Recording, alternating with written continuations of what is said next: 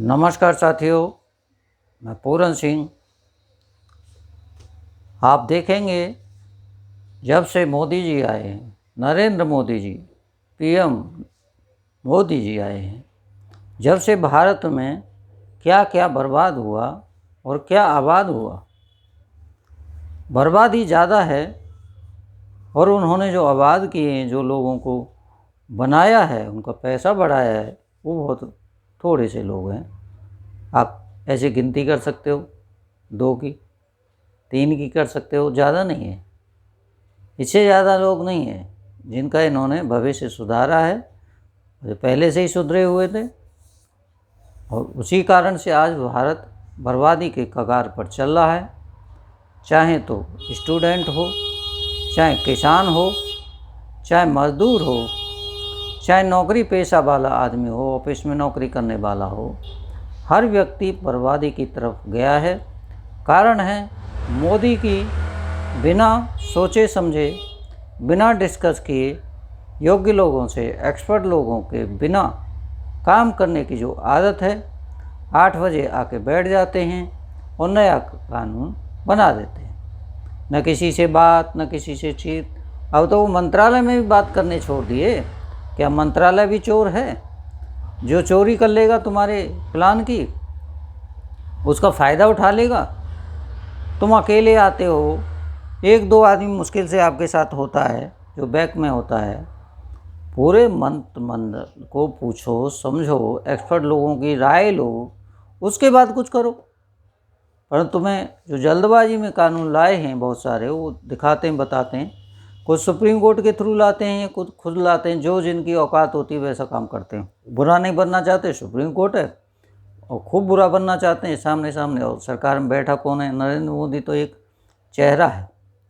और मोहन भागवत प्रधानमंत्री है देश का।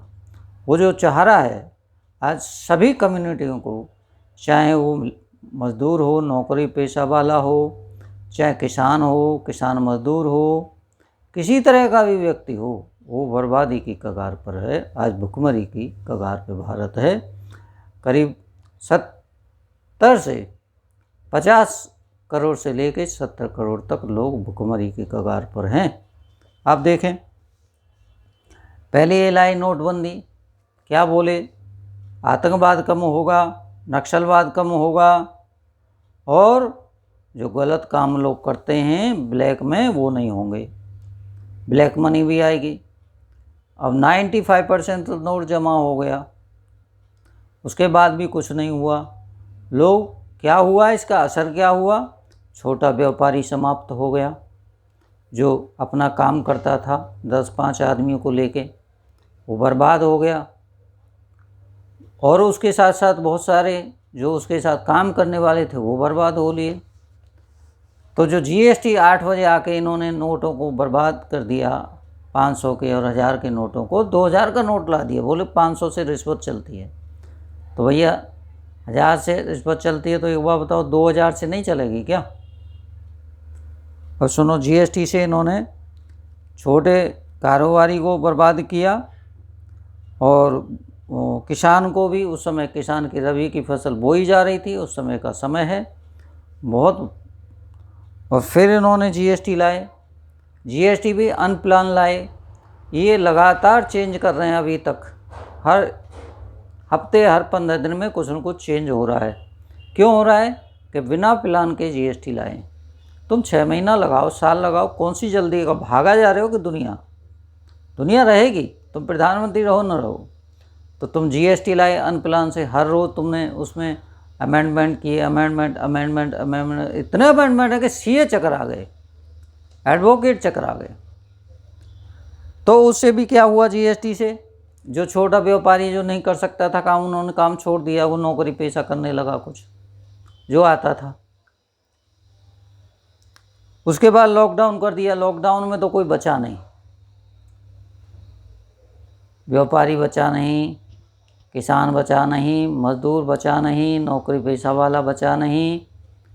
लॉकडाउन में तुमने पूरा भारत बर्बाद कर दिया, जो अब इसका आगे भविष्य में कभी भी भारत उतना समर्थ नहीं हो पाएगा जो नोटबंदी से पहले भारत था वो लाने में अगले 20 वर्ष लग जाएंगे, क्योंकि हमारी सरकार उतनी समर्थ नहीं है।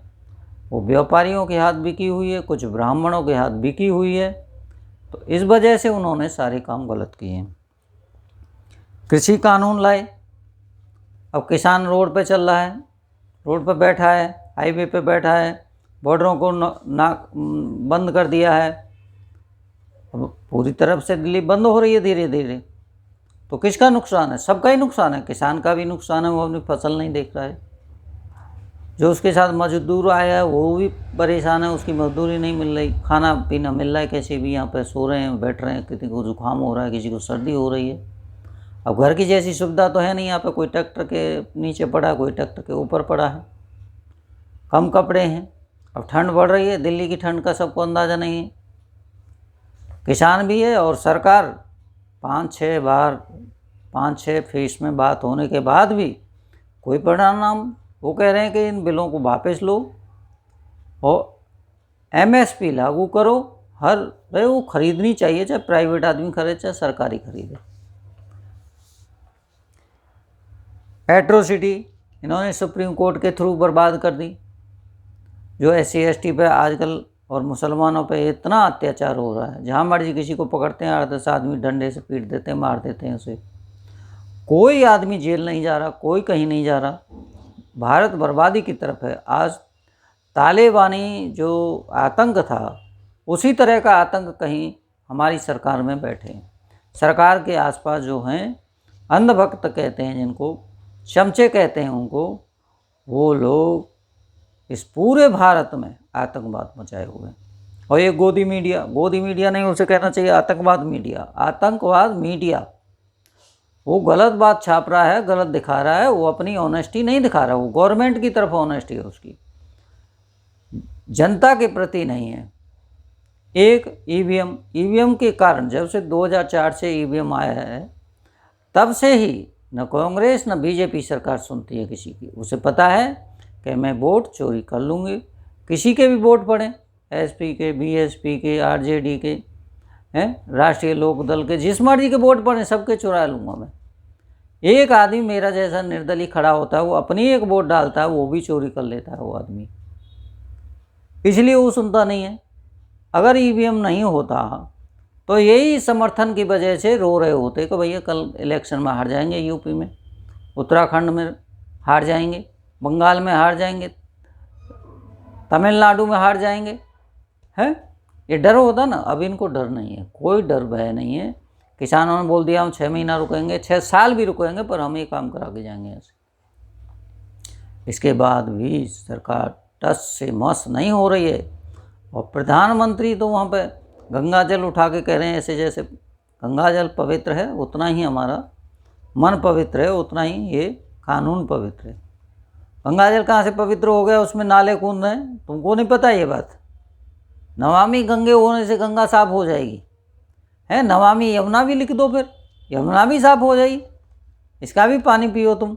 वैसे तो तुम गाय का मूत्र गोबर सब खा ही रहे हो, उसी से द्रौपदी हो रही है तुम्हारी। भारत के प्रगति के लिए तुम सोच नहीं रहे हो, समझ नहीं रहे हो, लोग बर्बाद होते चले जा रहे हैं। और सरकार के जो लोग इनको प्रचार के लिए पैसा देते हैं, इलेक्शन लड़ने के लिए जो पैसा देते हैं, हज़ारों करोड़ रुपए देते हैं, भीड़ जुटाने के लिए जो पैसा देते हैं, वो इनको ठग रहे हैं। अडानी अंबानी पहले कहते थे कि अंबानी कांग्रेस में एक मिनिस्टर अपना रखता था, कौन सा? पेट्रोलियम मिनिस्टर, क्योंकि पेट्रोलियम की उसकी इंडस्ट्री थी। समझ में आता है कि पूरी कांग्रेस में एक मिनिस्टर है, 40-45 जो भी मिनिस्टर हैं उसमें एक आदमी उसका है, बाकी नहीं है। बाकी कोई सुनने वाला नहीं, वो जो करेगा कर देगा। पेट्रोल में नियम लाएगा तो उसी के समर्थन में लाएगा। परंतु अब तो पूरी की पूरी गवर्नमेंट अंबानी और अडानी के समर्थन से उन्हीं की बात सुनता है। चाहे भंडारण का इन्होंने बढ़ाया, अनाज में क्यों बढ़ाया भाई भंडारण? 100 कुंतल कर दो, 50 कुंतल कर दो, बहुत है। तुम खेत लेने पे तो किसान पे पाबंदी लगाते हो, 40 बीघे से ज़्यादा खेत नहीं रखेगा कोई, क्यों? और तुम व्यापारी की पाबंदी हटा रहे हो, किसानों से कहते हो तुम ही भंडारण करो। कैसे करेगा वो? कर्ज लेके फसल बोता है, उसमें खाद डालता है, पानी डालता है, फिर उसे बेच के कर्ज उतारता है। यही तो करता पूरा दिन वो, उस पर यही पूरा ज़िंदगी यही है। फटे हाल है किसान, उसके बच्चे नहीं पढ़ पा रहे, 10 पास कर लें तो फौज में भेज देते हैं, पुलिस में भेज देते हैं, बस यही है। अब इन्होंने क्या किया, नया कहानी बना दिया, स्कॉलरशिप बंद कर दिया। स्कॉलरशिप का ये नियम था कि भाई 60 सेंट्रल देगी, मोदी सरकार देगी, और 40 स्टेट देगी, जो भी स्टेट है। अब इन्होंने क्या कर दिया, एक तो वो अपना जो 60% का था इनका रेशियो, वो 10% कर दिया। 10% भी देना बंद कर दिया इन्होंने। अब बच्चे बिना स्कॉलर के पढ़ रहे हैं, उन्हें फीस भी देनी है, अपना पढ़ाई लिखाई, कपड़े का भी खर्चा निकालना है, हर तरफ देखो। SC ST इन्होंने स्कॉलरशिप एट्रोसिटी करके उनको नौकरी पर न रख के उनको बर्बाद कर रहे हैं। OBC को कैसे बर्बाद कर रहे हैं, उनकी कृषि को बर्बाद कर रहे हैं, उनके धंधों को बर्बाद कर रहे हैं, उनके कामों को बर्बाद कर रहे हैं। हर तरफ देखो, जिसे देखो वो आदमी उधर ही जा रहा, भुखमरी की तरफ ही जा रहा है, विकास की तरफ कोई नहीं जा रहा। इक्का दुक्का किसान हो मैं नहीं कह सकता भाई, एक 10 लाख में 2-4 आदमी होंगे ऐसे जो बढ़िया रईस होंगे, अच्छा खेती होगी, 100 एकड़ 50 एकड़ ऐसे। तुम SC ST को बर्बाद कर रहे हो, तुम OBC को बर्बाद कर रहे हो, तो नॉन OBC जो मिडिल कास्ट हैं, जो जाट है, गुर्जर है, और क्या नाम पटेल है, रेड्डी है, महाराष्ट्र के क्या नाम है मराठा हैं, इनको सबको बर्बाद कर रहे हो। इतनी पॉपुलर लोग कास्ट हैं, उनको भी ये सुन नहीं रहे। सिर्फ कौन आबाद हो रहा है, अडानी अंबानी और एक और है ब्राह्मण, सिर्फ ब्राह्मण, तथाकथित ब्राह्मण, तथाकथित पंडित। पैसे पीता है वो गोमूत्र, कहता अपने को पंडित। गोमूत्र पीने से कौन ब्राह्मण हो जाता भाई? बुद्ध भी ब्राह्मण थे, नानक भी ब्राह्मण थे, कबीर भी ब्राह्मण थे। क्या वो गोमूत्र पीते थे? वो ज्ञान के आधार पर, अपने मनोबल के आधार पर पंडित थे। वो ऐसे पंडित नहीं थे। ये तथाकथित पंडित हैं, नकली पंडित हैं। इन्होंने क्या क्या चोरी किया बुद्ध धर्म से देखो। सनातन, हम सनातनी हैं। सनातनी कहाँ तुम पे, कहाँ तुम्हारे बाप पे है कहीं सनातनी? तुम विदेशी हो। सनातनी हमारा ये लोकल शब्द है, ये देश का शब्द है, भारत का शब्द है। भगवान बुद्ध ने अपने धर्म को सनातन धर्म बताया, और ये भी बताते हैं। अब ब्राह्मण बनते, ब्राह्मण वो योग्य आदमी को बोलते थे। जैसे आज विद्वान आदमी बोलो किसी को, तो उस समय ब्राह्मण और पंडित बोलने की परंपरा थी। बहुत शुद्ध नाम थे, परिशुद्ध नाम थे। किसी के आगे लग गया तो समझो वो योग्य आदमी होगा। अब तो दूसरा अनपढ़ है, दिमाग है नहीं, पागलपन है, वो पढ़ा है पागल खाने में, वो भी पंडित लिख रहा है। जो छोटा मोटा काम कर रहा है वो भी पंडित लिख रहा है, नौकरी कर रहा है वो भी पंडित कर रहा है। तुम सारे पंडित हो तो देश कैसे गर्त में जा रहा है? तुम्हारी बुद्धि के कारण ही। तुम सत्ता में बैठे हो, जाट सोचना नहीं चाहते, गुर्जर सोचना नहीं चाहते, पटेल और गुर्जर सोचना नहीं चाहते तुम्हारे विरुद्ध। वो ब्राह्मण को सर माथे रखते हैं, हम नहीं रखते किसी ब्राह्मण को। क्यों रखें? ऐसी क्या क्वालिटी है जो तुमको सर माथे रखें हम लोग? वो लोग नहीं समझना चाहते, मन समझो। और इसीलिए उनके साथ आज ये हो रहा कृषि बिल। कौन है किसान? ज़्यादातर जाट है, गुर्जर है, पटेल है, मराठा है, रेड्डी है, ये किसान जाती हैं ज़्यादातर। अब ये नहीं कह रहा कि इसमें बहुत सारे इधर उधर निकले, कोई नौकरी में इधर उधर, पर किसान जाती हैं। मेन मेजर किसान। यादव है, यादव तो चलो OBC में आता है, उसे छोड़ दो। और भी हैं OBC की बहुत सारी कास्ट हैं, परंतु वो सब आ रही हैं कहीं ना कहीं।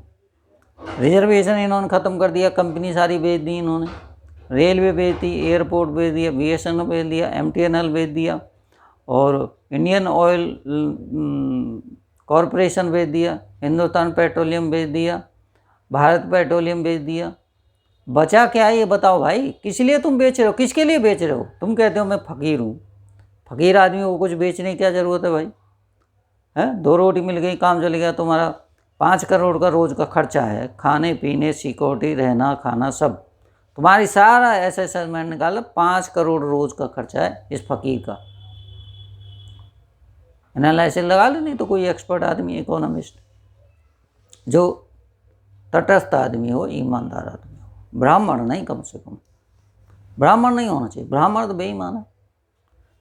शकल भोली, अंदर उसके जहर भरा हुआ है। यहाँ हर आदमी के लिए, हर व्यक्ति के लिए इस भारत में जो रहता है, चाहे मुसलमान हो, सिख हो, ईसाई हो, बुद्ध हो, जैन हो, शेड्यूल कास्ट हो, शेड्यूल ट्राइब हो, ओबीसी हो, और जो मिडिल कास्ट हैं जिनको रिजर्वेशन में नहीं रखा इन्होंने, जो डोमेन कास्ट हैं वो हों, इवन क्षत्रिय जो अपने को कहता है, राजपूत कहता है, बनिया कहता है, उनको भी ठगते हैं। बनिया तो चलो ठीक है, अडानी अंबानी बनिया है, समझ में आता है, पर क्षत्रिय का कोई आदमी वो नहीं मिलेगा।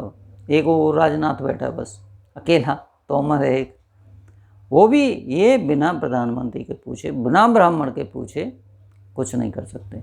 सेक्रेटरी में इनके बैठे हैं, वो पकड़ लेते हैं इनका हाथ, उसे पता है कहाँ से आदेश है, मोहन भागवत के यहाँ से आदेश है। आज के लिए इतना ही। नमस्कार, जय भीम, आदाब और सत श्री अकाल, जो भी है ले लीजिए। Thank you so much sir.